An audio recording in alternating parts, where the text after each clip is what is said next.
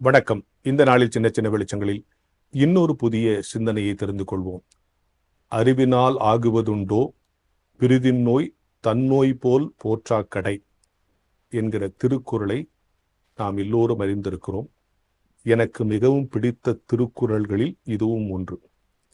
இந்த திருக்குறள் சொல்லுகிற உண்மை, நீ எவ்வளவு பெரிய அறிவாளியாயிருந்தாலும் அடுத்தவனின் அல்லது சக மனிதனுடைய வலியை உணர்வை புரிந்து கொள்ளாமல் இருந்தால் உன்னுடைய அறிவு வீண் என்பதுதான் இந்த குறள் சொல்லுகிற உண்மை.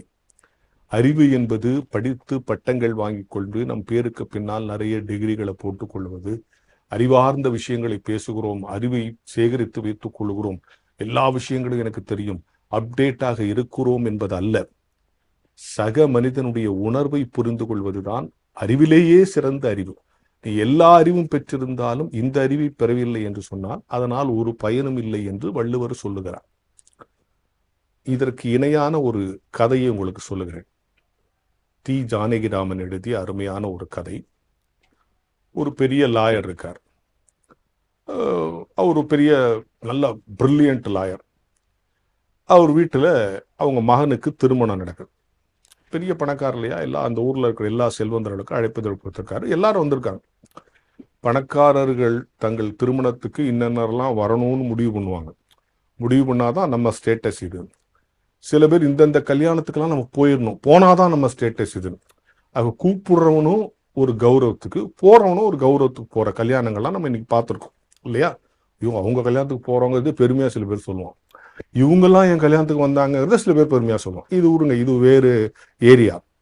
அது மாதிரி இந்த செல்வந்தரான அறிவாளியான செல்வாக்குள்ள இந்த லாயர் அந்த ஊர்ல இருக்கிற எல்லா பெரிய மனுஷங்களுக்கும் அழைப்புதல் கொடுக்குறாரு.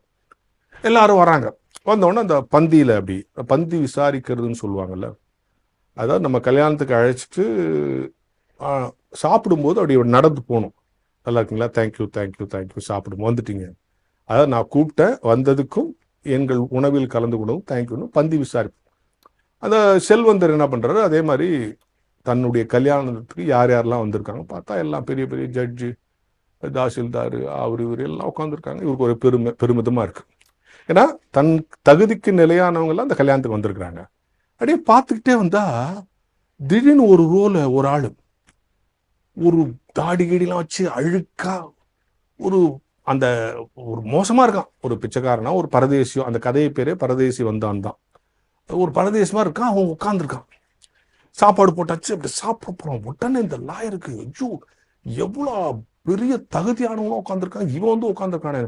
அசிஸ்டன்ட கூப்பிட்டான், நிறைய உதவியாளர். யார் போய் எழுப்பு. அவன் நேரா போய் ஜெய் யோ ஏன்றியா, யார் யா நீ? அவன் உடனே அந்த பசிக்குதியா, சாப்பிட்டுக்கிறையா?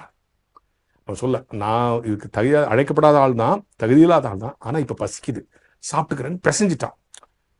அந்த அசிஸ்டண்ட்டும் சரி சாப்பிட்டு, சார் இது என்ன நினைச்சுங்க, தள்ளிட்டு இந்த லாயர் ஏந்திரா ஏந்திரா, ஐயா பசிக்குது, ஏஞ்சி வெளியே போ, யாரெல்லாம் உட்காந்துருக்கணும் வெளியே துவைச்சிட்டான். அவன் சாப்பிட கூட இல்லை, அப்படியே உதறிட்டு ஒரு உருண்டை கூட வாயில வைக்கல, வெளியே வந்துட்டான்.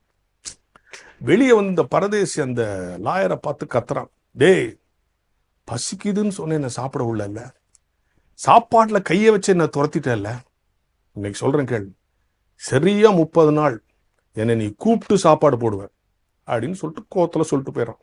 இவர் பெரிய சாமியாரு, சாப்பிட்றாரு பய அப்படின்னு சொல்லிட்டு போயிட்டான். கல்யாணம் எல்லாம் முடிஞ்சிருச்சு.